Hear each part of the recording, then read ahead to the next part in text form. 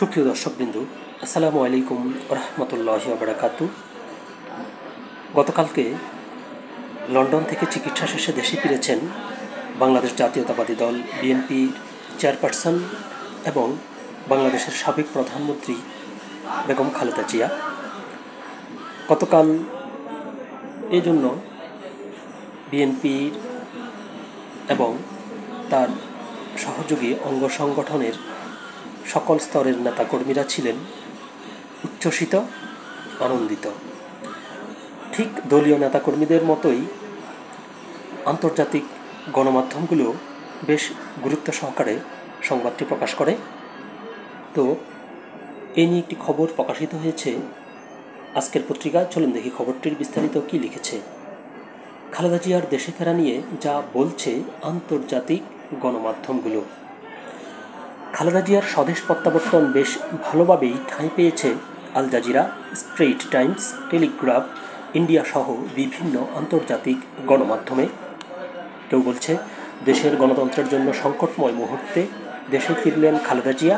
আবার কেউ লিখেছে খালেদা জিয়ার দেশে ফেরা নির্বাচনের জন্য বাড়তি চাপ তৈরি করবে। ভারতীয় সংবাদ মাধ্যম টেলিগ্রাফ ইন্ডিয়া শিরোনাম করেছে, যুক্তরাজ্যে চিকিৎসা শেষে দেশে ফিরলেন বাংলাদেশের সাবেক প্রধানমন্ত্রী খালেদা জিয়া।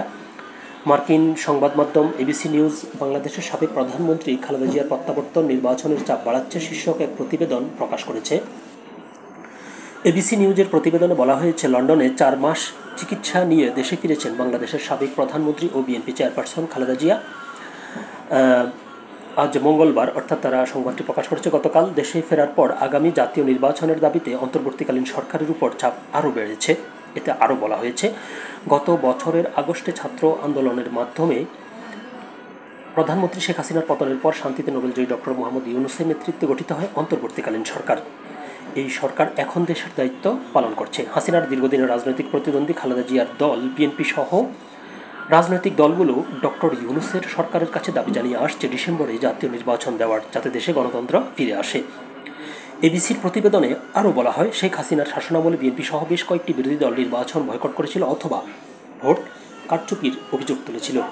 অনেকেই হাসিনার পতনকে গণতান্ত্রিক নির্বাচনে ফেরার একটি সুযোগ হিসেবে দেখেছেন। তবে সাম্প্রতিক সময়ে নতুন সরকারের নির্বাচনের প্রতিশ্রুতি নিয়ে কিছুটা সন্দেহ ও অনিশ্চয়তা তৈরি হয়েছে। এতে আরও বলা হয়, অন্তর্বর্তীকালীন সরকার বলেছে বিভিন্ন খাতে সংস্কারের অগ্রগতির উপর নির্ভর করে নির্বাচন হয় ডিসেম্বরেই, না হলে আগামী বছরের জুনের মধ্যে অনুষ্ঠিত হবে। এই পরিস্থিতিতে খালেদা জিয়ার দেশে ফেরাকে রাজনৈতিকভাবে গুরুত্বপূর্ণ বলে মনে করছেন বিশ্লেষকরা। আয়ারল্যান্ডের সংবাদ মাধ্যম আইরিশ নিউজও একই ধরনের শিরোনাম সংবাদ প্রকাশ করেছে। মালয়েশিয়ার সংবাদ মাধ্যম স্ট্রেইট টাইমস বাংলাদেশের অসুস্থ সাবেক প্রধানমন্ত্রী খালেদা জিয়া বাসায় ফিরেছেন শিরোনামে সংবাদ প্রকাশ করেছে। প্রতিবেদনে বলা হয়েছে, খালেদা জিয়া দেশে ফেরা ডিসেম্বরের মধ্যে নির্বাচন অনুষ্ঠানের জন্য বিএনপির দাবির ফলে নতুন হাওয়া দিয়েছে। মারাত্মক আন্দোলনের মুখে শেখ হাসিনা প্রধানমন্ত্রীর পদ থেকে সরে দাঁড়াতে বাধ্য হন এবং আগস্টে ভারতে চলে যান। এরপর থেকে নোবেলজয়ী মোহাম্মদ ইউনূসের নেতৃত্বে একটি তত্ত্বাবধায়ক সরকারের অধীনে রয়েছে দেশটি। খালেদা জিয়া দেশে ফেরা নিয়ে সংবাদ প্রকাশ করেছে কাতার ভিত্তিক সংবাদ মাধ্যম আল জাজিরাও।